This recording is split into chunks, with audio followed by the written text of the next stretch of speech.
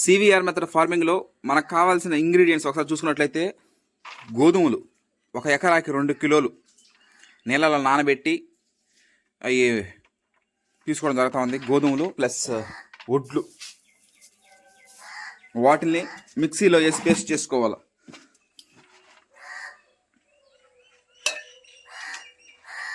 గోధుమలు వడ్లు వీటితో పాటుగా subsoil 25 kgs, subsoil 25 kgs top soil, ఇవన్నీ 200 డ్రమ్ము నీళ్ళల్లో ఈ ఇంగ్రీడియంట్స్ అన్నీ వేసిన తర్వాత బాగా స్టిర్ చేసుకొని ఒక 5 నిమిషాలు ఆగినాక తేరుకున్నాక అప్పుడు మనం సివిఆర్ మెథడ్ ఫార్మింగ్ స్ప్రేయింగ్ చేయడం జరుగుతుంది. వర్షం పడితే ఏ విధంగా తడుస్తుందో ఆ విధంగా తడిసేటట్టు చూసుకోవాలి. ప్రతి ఒక్కటి ఇదే మిక్సీలో వేసుకొని పేస్ట్ చేసుకోవాలి మనం. These are the ingredients used in CVR method farming. Okay, thank you.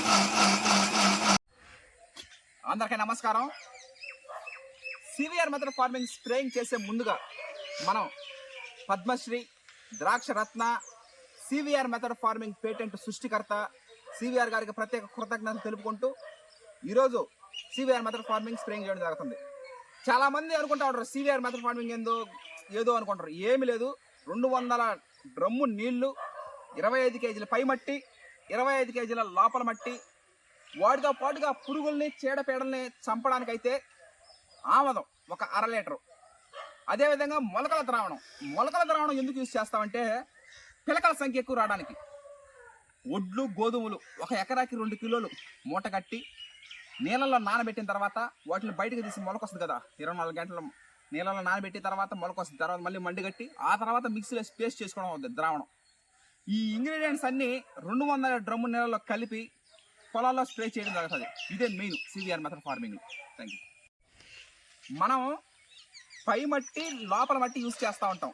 లోపల మట్టి ఎందుకంటే పురుగులు చీడపీడలను అరికట్టడానికి, పై మట్టి ఎందుకంటే డైరెక్ట్ సూర్యకిరణాలు, చలి, వాన, మంచు వాటి పైన పడడం వల్ల వాటిలో ఉన్నటువంటిది అంటే గ్రోతింగ్ కోసం ఎక్కువ యూస్ఫుల్ అవుతుంది. ఈ విధంగా ఈ ఇంగ్రీడియంట్స్ అన్ని యూజ్ చేస్తాం. చాలామందికి అపోహ, పురుగులు ఎందుకు చనిపోతాయి, మనం స్ప్రేయింగ్ చేసిన తర్వాత మట్టి ద్రావణం స్ప్రేయింగ్ చేసిన తర్వాత పురుగులు ఎందుకు చనిపోతాయి అని చాలామందికి డౌట్ ఉంటుంది. దానికి లివరో లంగ్స్ ఉండవు. మనకి ఇప్పుడు మామూలుగా మనకి లివరో లంగ్స్ ఉంటాయి. మనము గాలి తీసుకుంటూ ఉంటాం కదా, ముక్కు ద్వారా గాలి తీసుకుంటాము. అవి చర్మ రంధ్రాల ద్వారా తీసుకుంటాయి గాలి. పురుగులు కానీ చీడపీడలు కానీ చర్మ రంధ్రాల ద్వారా గాలి తీసుకుంటాయి. మనం ఎప్పుడైతే మట్టి ద్రావణం స్ప్రే చేసినప్పుడు చర్మ రంధ్రాలు మూసుకోబోయి పురుగులకి అవికి ఊపిరాడక పడిపోతాయి. ఒకవేళ తిన్నా అరగక డైజెషన్ కాక లివరో లంగ్స్ లేనందువల్ల డైజెషన్ కాక చనిపోద్ది.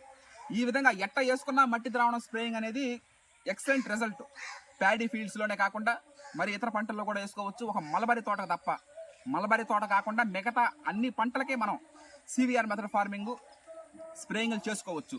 ఇప్పుడు క్లియర్ కట్గా చూస్తారు మీరు స్ప్రేయింగ్ ఏ విధంగా చేసుకోవాలా, మొలకల ద్రావణం వాటి గురించి. Okay, thank you. 25 kgల పై మట్టి, 25 kgల లోపల మట్టి, వాటితో పాటుగా మొలకల ద్రావణం.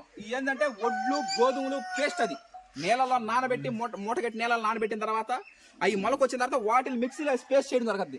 అదే ఇది ద్రావణం. ఈ ద్రావణం 200 డ్రమ్ము నీళ్లు, 25 kgల పై మట్టి, 25 kgల లోపల మట్టి, అన్ని ఇంగ్రీడియంట్స్ అని కలిపి డైరెక్ట్ పొలాల్లో స్ప్రేయింగ్ చేయడం జరుగుతూ ఉంది.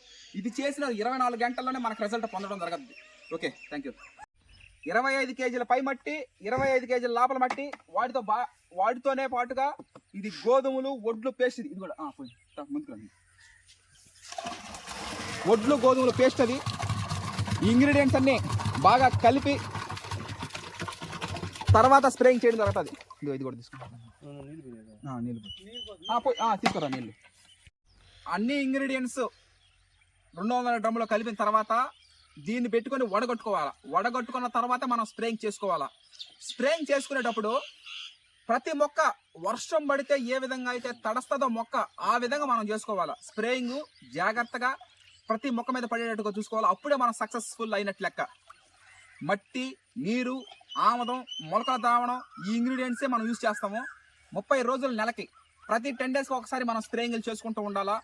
ఈ విధంగా చేసుకున్నట్లయితే మనం ఆశించినటువంటి దిగుబడులు సాధించగలుగుతాము. అదేవిధంగా న్యాచురల్గా మట్టి, మొక్క, దాన్ని తిన్నటువంటి మనిషి యొక్క ఆరోగ్యం 3 బాగుంటాయి.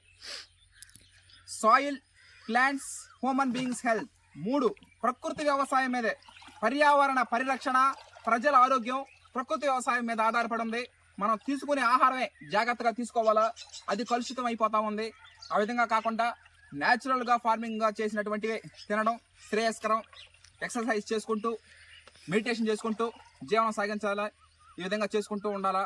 ఇది హర్షత్ విహారం టీం తరపున నేను తెలియజేస్తున్నాను. Thank you.